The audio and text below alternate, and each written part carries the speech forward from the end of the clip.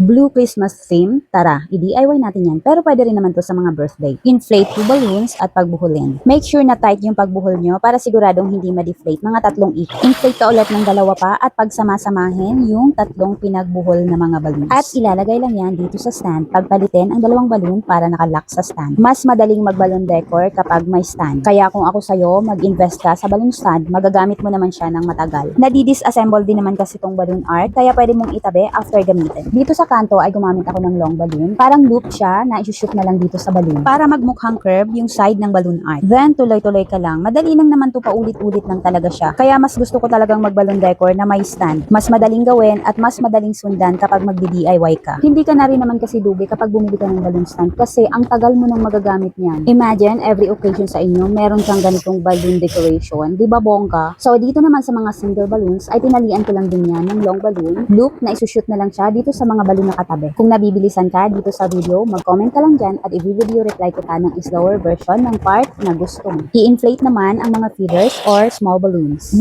muna at pagbuhulin and then mag-inflate ulit ng isa at itali dito. Bali 3. Then 2 ulit na pinagbuhol. Gumamit naman ako dito ng long balloon na itinali ko sa kabilang dulo. At ganito na yung magiging itsura niya at ilagay na natin dito sa stand. Ilulusot-lusot mo lang yan dyan kung saan mo gusto. Makikita mo naman yan along the way kung saan siya mas maganda sa paningin mo. Kapag ginagawa ko kasi yung balloon decor, hindi ko pa alam kung ano magiging output niya. Iniisip ko na lang along the way kung ano ba talaga ang maganda. Kaya nagugulat na rin lang ako kapag maganda ang kinalalabasan ng balloon decor ko. So ayun, umpisahan mo lang talaga, gawin mo lang, magugulat ka na lang din kung ano magiging itsura niya. Nagdagdag pa pala ako sa baba. At ito yung balloon art na ginamit natin. Ang ganda ng balloon art na to, made of metal na siya, kaya matibay. At derosca siya, kaya siguradong intact yung pagkakadugtong. Ilagay ko na sa basket yan kung gusto mo rin i-check out.